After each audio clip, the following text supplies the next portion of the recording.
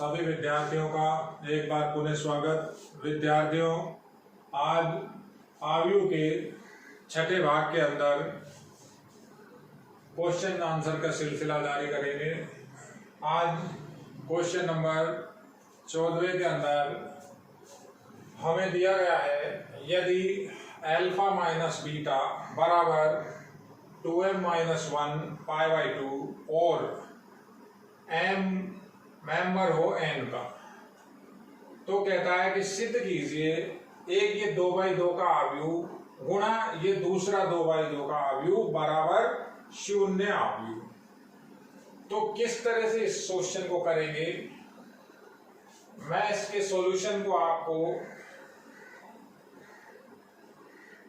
Board पे समझा रहा हूं। देखिए जरा, ये 2/2 का अवयव इस 2/2 के अवयव से गुणा होगा और हमें इसे 0 सिद्ध करना है। तो मैं इस पूरी एक साइड के अंदर ऐसा मैं मान के काम करता हूं, इस अवयव को मैं किसी भी नाम से मान सकता हूं। मान लिया कि a बराबर cos square alpha cos alpha sine alpha cos alpha sign alpha sine square alpha, ये एक 2/2 का अवयव है जिसके अंदर जो एंगल है वो अल्फा की फॉर्म के अंदर है। ऐसे इसका सेम जो दूसरा अवयव 2/2 का है, इसके अंदर केवल एंगल अल्फा की जगह बीटा है। cos square beta, cos beta, sine beta, cos beta, sine beta और साइन स्क्वायर बीटा।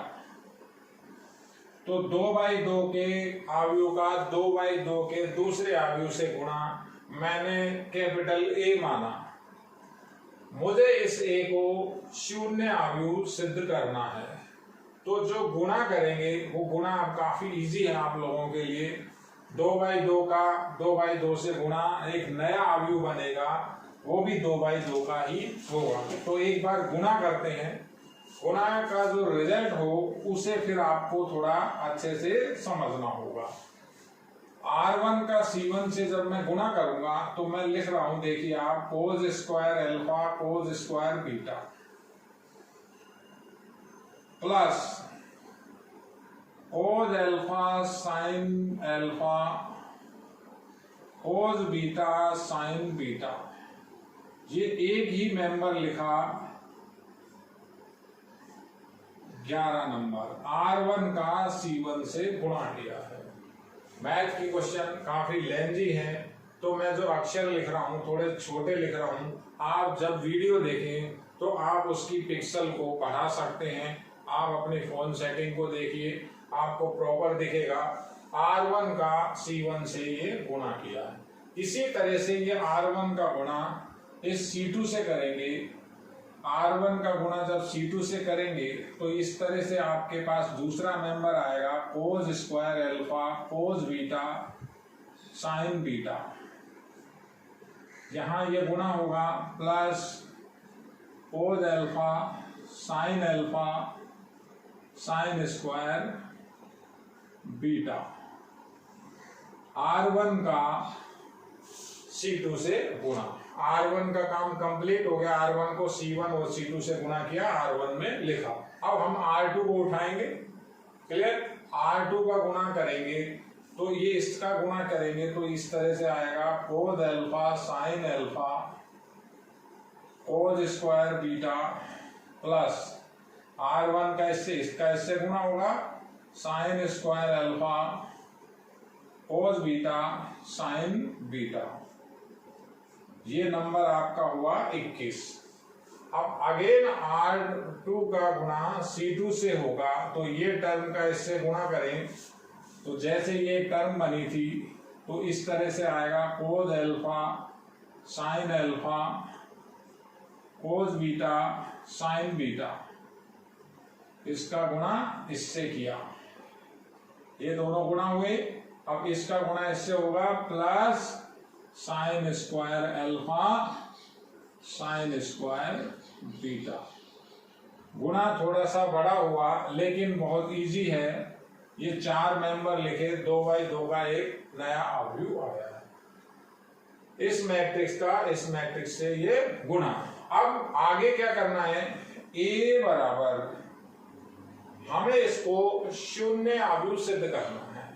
तो मेरे पास एक ये कंडीशन भी दी हुई है, मुझे इस कंडीशन को भी काम में लेना होगा। कंडीशन कहता है कि जो एंगल अल्फा माइनस बीटा है, जो एंगल अल्फा माइनस बीटा है उसकी वैल्यू है 2m-1 π/2।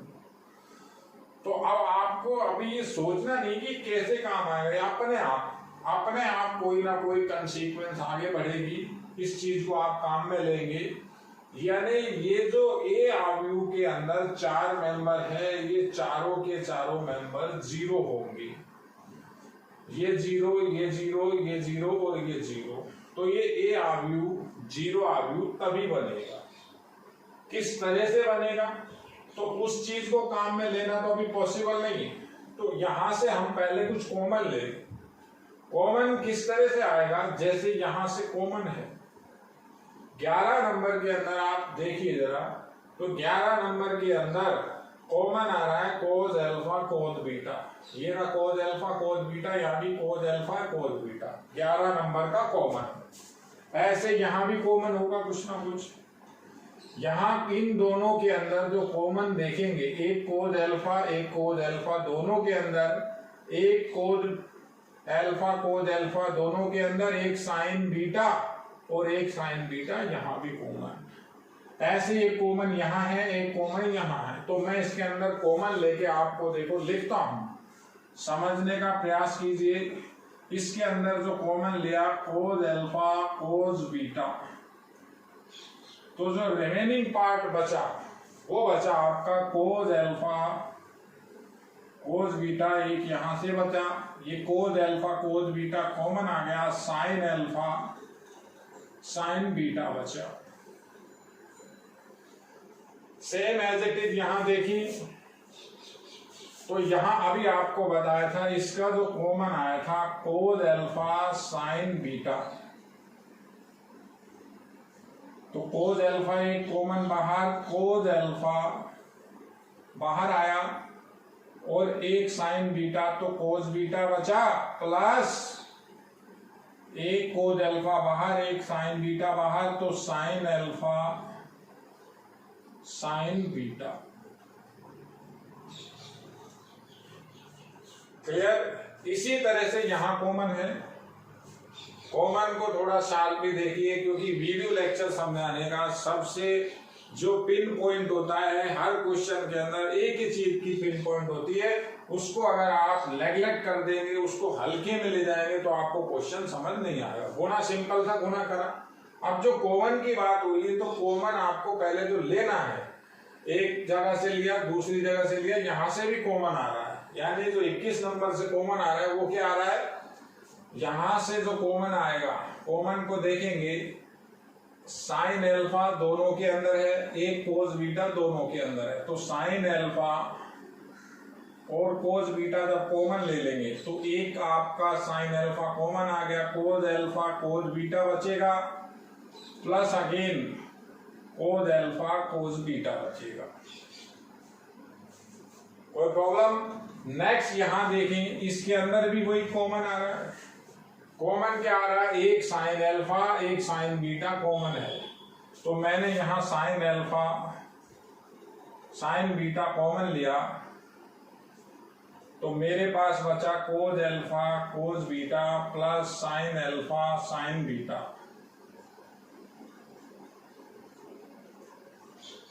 ये आपका 2/2 का मैट्रिक्स वापस। अब ये मेन काम ये था कि कॉमन लेने का। अब अपन जो ये आपको गिवन है, इसे अपन को काम में लेना है। काम में अपन किस तरह से लेंगे, सबसे पहले ये जो पहला ब्रैकेट, ये जो दूसरा ब्रैकेट, ये तीसरा और ये चौथा, ये सारे ब्रैकेट सेम है। तो ये जब सारे ब्रैकेट सेम हैं, तो सारणिक से इस चीज को हम बाहर निकाल सकते हैं, बाहर ला सकते हैं। अब इनकी भी अपने पास एक वैल्यू है, ये लिखा हुआ है cos alpha cos beta sine alpha sine beta, चारों जगह ये लिखा हुआ है। तो इसका एक पर्टिकुलर मान है, वो मान क्या है, ये फॉर्मूला हुआ cos A alpha minus beta, cos alpha minus beta ये लिखा हुआ, कोस अल्फा माइनस बीटा ये लिखा हुआ है, कोस अल्फा माइनस बीटा ये लिखा हुआ है, कोस अल्फा माइनस बीटा ये लिखा हुआ है। तो इसे कॉमन ले सकते हैं। तो मैं अगली लाइन के अंदर ऐसा लिख रहा हूं, ये cos alpha minus beta common आ गया, ये लिखा हुआ है cos alpha minus beta, formula है cos alpha minus beta cos alpha minus beta cos alpha minus beta. तो बचेगा क्या आपका, cos alpha cos beta, cos alpha sine beta, sine alpha cos beta and sine alpha sine beta. इसे मैं यहां रोक के इक्वेशन नंबर 1 दिया। मेरे पास अल्फा माइनस बीटा एंगल बन गया। तो अब मैं इसे काम में लूंगा जो मुझे दिया गया है। कैसे लिख रहा हूं, मेरे को दिया हुआ है बिकॉज अल्फा माइनस बीटा बराबर 2m माइनस 1 पाई बाई 2। अब अपन इस बात को पहले समझते हैं। ये कह रहा है जो m की वैल्यू है वो नेचुरल नंबर है। नेचुरल नंबर मतलब m की जो वैल्यू है 1 2 3 4 अप टू सो ऑन, कोई भी ले सकते हैं आप। तो आप m की कोई भी वैल्यू रख सकते हो उसमें। जैसे m बराबर मैं इसके अंदर अगर 2 रखता हूं तो अल्फा माइनस बीटा की वैल्यू आएगी 2 रखें या 1 रखें या 0 रखें, जो आपका मन करे वो रखें। मैंने 2 रख दी तो ये आया 4 minus 1 pi by 2। Alpha minus beta की वैल्यू आ गई 3 पाई बाई 2। ये वैल्यू को अगर मैं इस इक्वेशन के अंदर यहां रखता हूं, इक्वेशन 1 के अंदर, इसके आगे कोस भी लगा हुआ है, या मैं इसी के दोनों साइड कोस ले ले तो ऐसा लिखें दोनों तरफ कोस लिया, कोस लेने पर दोनों तरफ हम कोस भी ले सकते हैं। मुझे कोस अल्फा माइनस बीटा चाहिए तो कोस लिया तो cos alpha minus beta cos 3 pi by 2 cos alpha minus beta. Cos के अंदर 90 का जो भी गुणज होता है 0 होता है। कोस 3 पाई बाई 2 की वैल्यू 0 हो गई। ये मेंबर ये 0 से ये आव्यूह इनटू हो गया, यानी आया क्या, a बराबर, ये वैल्यू को समीकरण 1 में रखा तो a बराबर 0 गुणा matrix cos alpha cos beta cos alpha sine beta sine alpha cos beta sine alpha and sine alpha sine beta है। Sine alpha sine beta.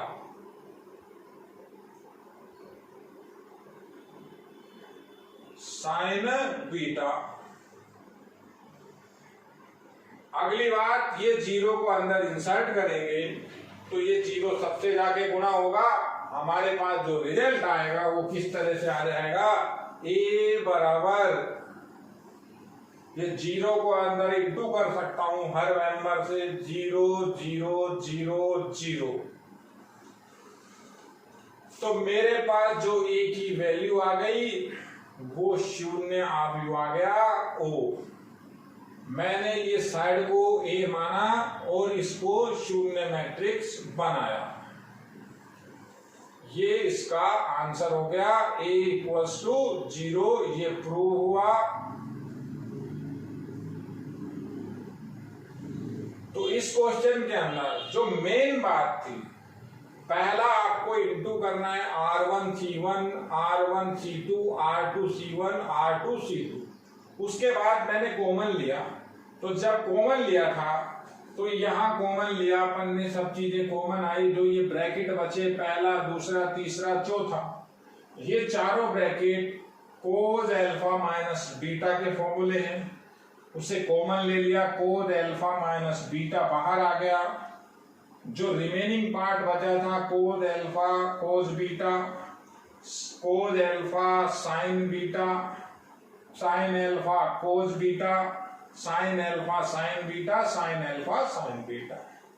अब इस मैट्रिक्स का कोई मतलब नहीं है, अभी गिवन था जो आपको दिया गया है, तो जो दिया गया है उसको काम में लेना है। अल्फा माइनस बीटा एकल बन गया, इसके आगे कोज लगा हुआ है, तो मैंने इसी को स्टार्ट किया, इसके आगे मैंने दोनों साइड m का मान 2 रख लिया, 2 रखे, 1 रखे, कुछ ही रखे, तो दोनों तरफ अब यहाँ m का मान 2 रखने के बाद दोनों तरफ कोज ले लिया, तो कोज 3π/2 यानी कोज 270 डिग्री का मान 0 हो गया। 0 को यहां लगा दिया समीकरण नंबर 1 में, ये 0 को अंदर इंसर्ट किया, सारे मेंबर 0 हो गए, जो a है ये चारों मेंबर 0, तो a एक शून्य अवयव हो गया, जैसा कि आपसे कहता है इसके अंदर सिद्ध कीजिए। तो ये भी एक अच्छा क्वेश्चन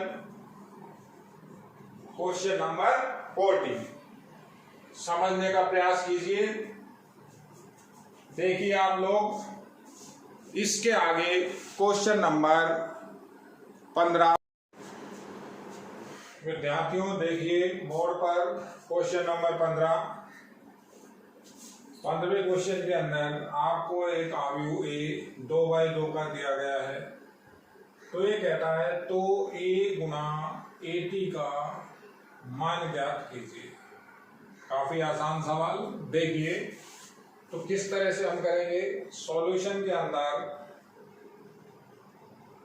प्रश्न की कोई बात यहाँ रिपीट नहीं करनी है, आप a दिया हुआ है, आप at लिखिए, तो मैं at लिखना चाहूं पहले, at बराबर सॉल्यूशन के अंदर cos theta sine theta minus sine theta cos theta, और ये मैट्रिक्स के ऊपर भी इस तरह से t लगा सकते हैं। a की वैल्यू रखी, at बराबर 80, तो ये ट्रांसपोज कैसे हटाएंगे हम, बराबर में ही हम लिख रहे हैं। at के लिए r1 को c1 में लिखेंगे, cos थीटा साइन थीटा यहां आया, r2 को c2 लिखेंगे, minus sine theta cos theta. काफी आसान सवाल है, तो 80 बन गया। अब कैलकुलेट करते हैं a का 80 से प्रोडक्ट,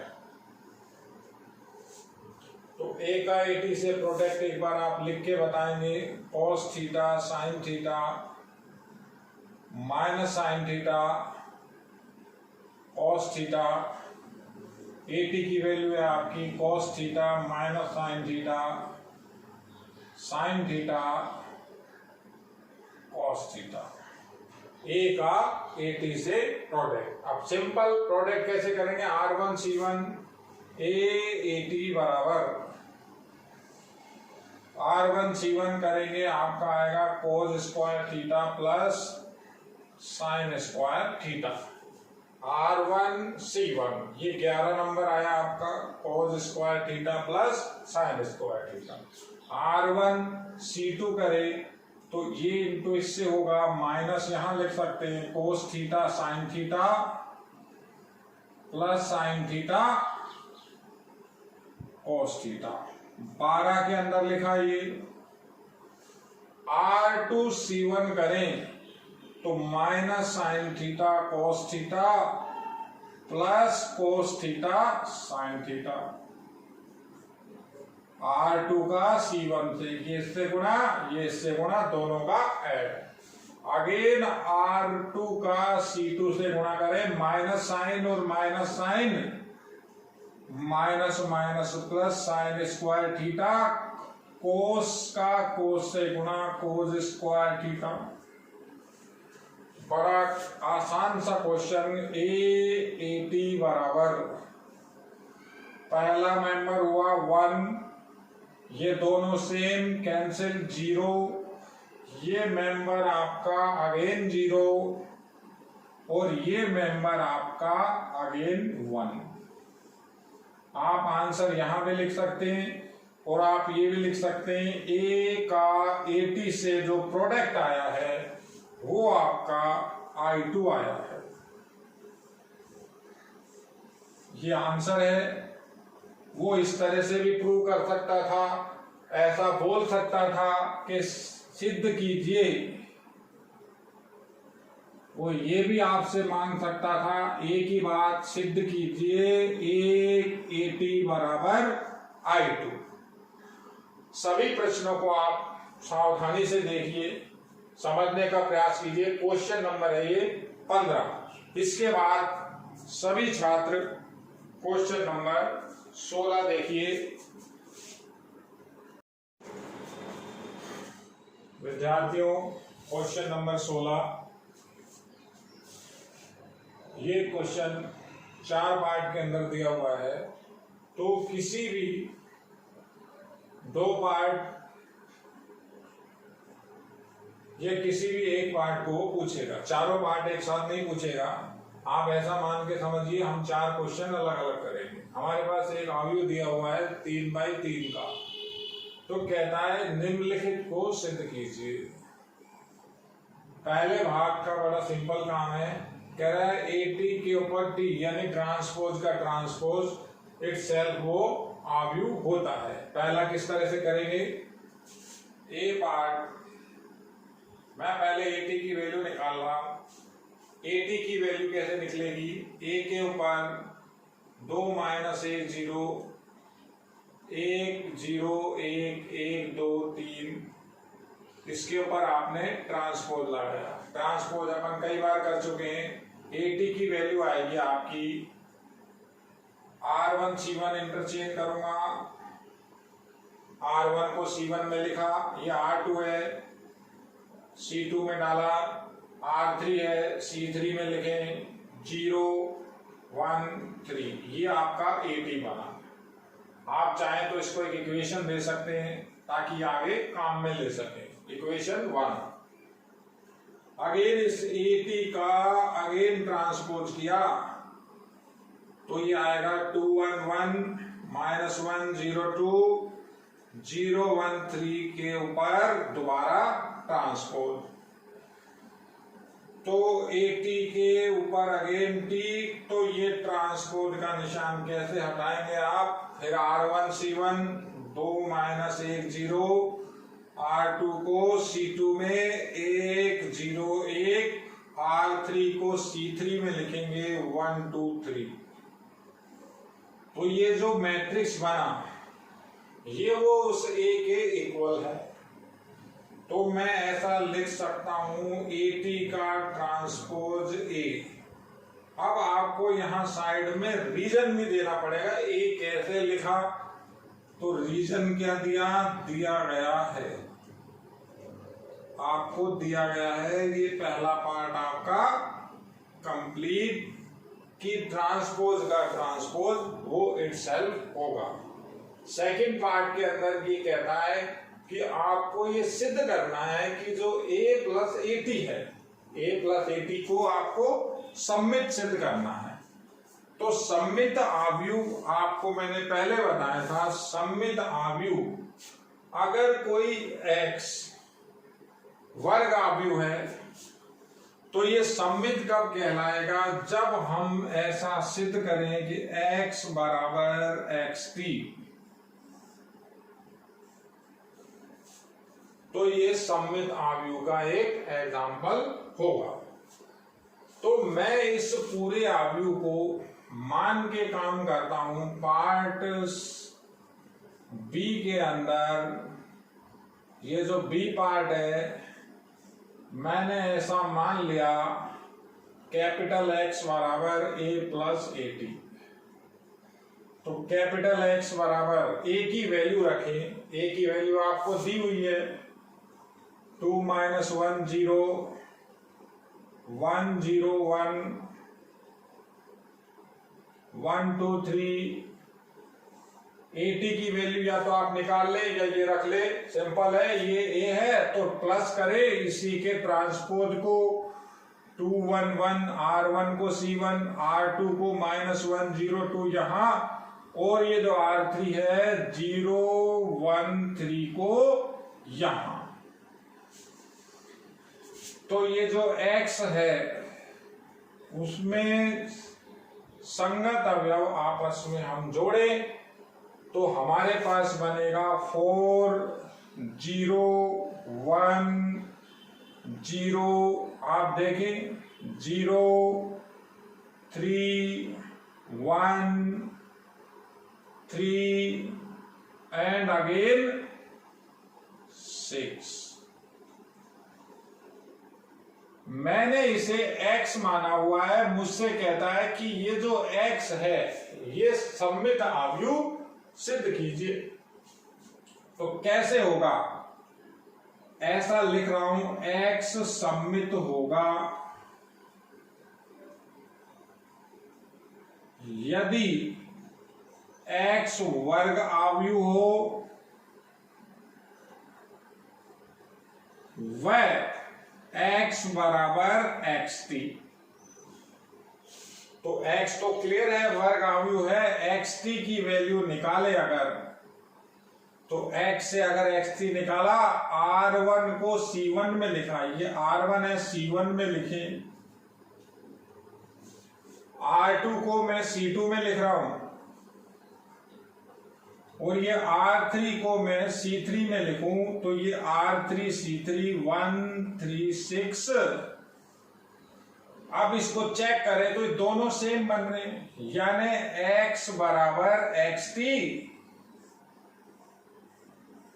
हमने इंटरचेंज किया, कोई फर्क नहीं आया। तो x यानी अर्थात a प्लस ए टी सममित सिद्ध हुआ। तो ये आपका सममित सिद्ध हुआ। इसी तरह से सेकंड सी पार्ट के अंदर सेकंड हुआ था, C third part a minus A T विषम सममित आव्यूह है।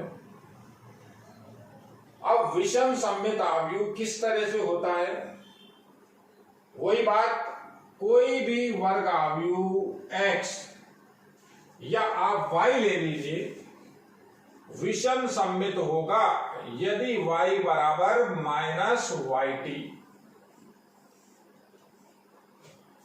तो अब अपन एक काम करते हैं, मैं आपको इसी में कंटिन्यू करता हूं, इजीली हो जाएगा। पार्ट सी, मान लिया कि y बराबर a माइनस ए टी, तो ये y आया, ये a लिखा, ये ए टी, ये माइनस आया। अब y की जो कैलकुलेशन है वो चेंज हो गई। तो अब कैलकुलेशन क्यों चेंज हो गई, अब माइनस कर रहा हूं, तो माइनस करते हैं, देखो ये आया 0, ये अगेन माइनस करेंगे 2 आएगा, ये माइनस करोगे 1 आएगा, ये इसमें से माइनस करोगे तो ये माइनस पहले ही है, -2 हो गया, ये 0 आएगा, ये यहां से माइनस करोगे 1 आएगा, ये इसमें से माइनस करोगे -1 आएगा, ये यहां माइनस करोगे अगेन -1 आएगा, और ये माइनस करोगे 0 आएगा। तो ये y की जो वैल्यू आई, आपको अब ये प्रूव करना है कि ये जो y है आपका, ये एक विषम सममित है, मैंने इसे y माना हुआ है। तो अब लिखें y विषम सममित होगा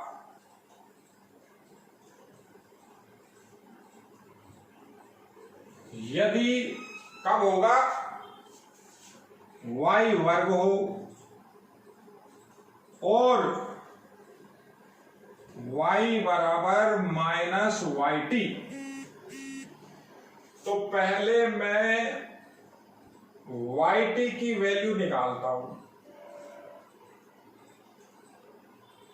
वाई टी की वैल्यू कैसे आएगी? y दिया हुआ है, इसका ट्रांसपोज करें 0 to 1, R1 C1 में, R2 C2 में लिखा, R3 C3 में लिख रहा हूं। ये वाई टी की वैल्यू है। तो जो सिद्ध करना है उसमें वाई टी के आगे माइनस लिखा हुआ है, दोनों तरफ माइनस लगाया।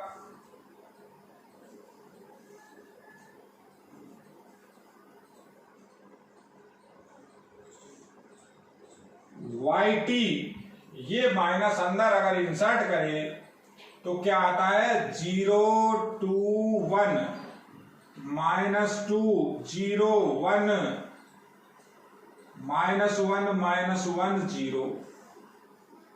अब एक बार यहां नीचे देखिए, जगह कम है, मैं वहां लिखूंगा। तो ये वापस आपका y बना। ये y से इसको कंपेयर करा लीजिए, दोनों इक्वल है, ये y है, ये भी y है। तो ये आया क्या? आपके पास क्या रिजल्ट आया? अब माइनस वाई टी बराबर y। हमें यही सिद्ध करना है, यानी y बराबर माइनस वाई टी आ गया।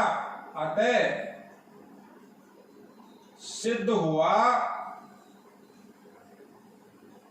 कि y बराबर, या y बराबर, तो y किसके बराबर बना है? a माइनस ए टी, एक विषम सममित अवयव है। ये आपका इसका तीसरा पार्ट। चौथे पार्ट के अंदर कह रहा है एटी का अगर ए से गुणा करेंगे तो सममित अवयव आएगा। चौथा पार्ट देखते हैं।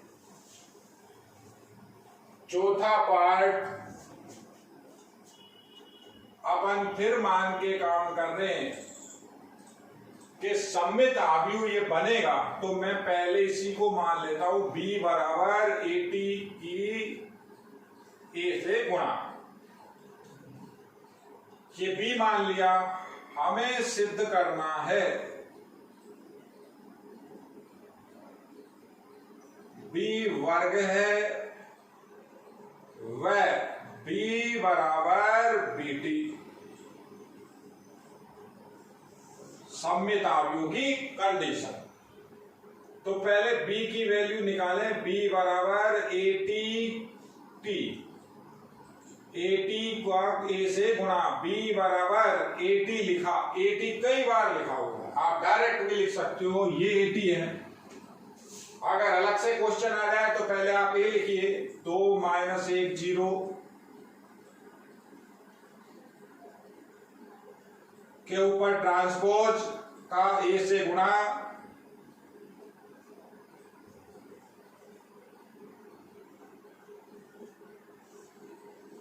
तो ये गुणा तो होंगे बाद में, पहले ये ट्रांसपोज का निशान हटेगा। तो पहले ट्रांसपोज हटाए, b बराबर 2 - 1 0, C1 को R1 में लिखा, C2 R2 में गया, C3 R3 में गया, इसका गुणा,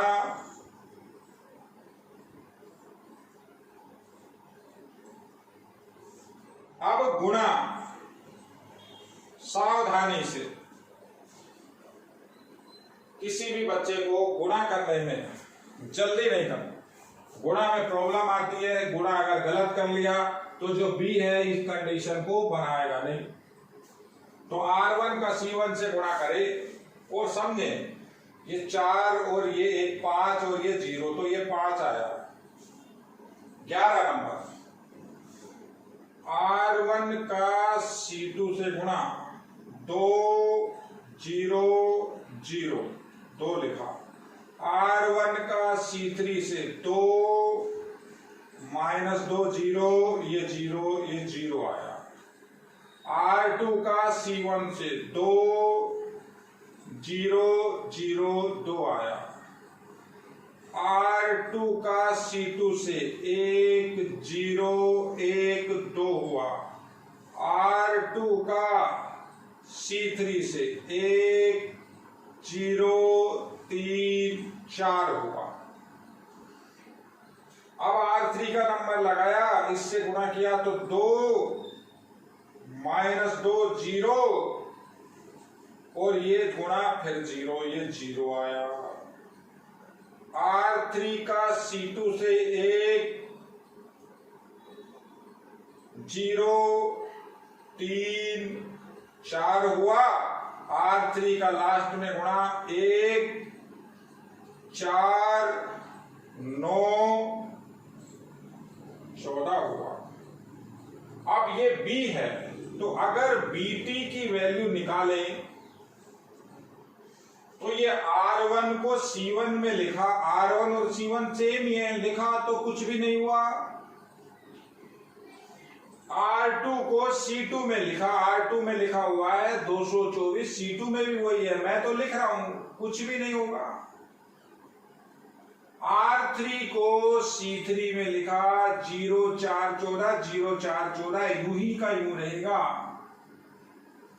तो इसका मतलब क्या हुआ, B बराबर BT, ये तर्क आया। अब B की वापस वैल्यू रखें तो इसका मतलब ये हुआ है, तो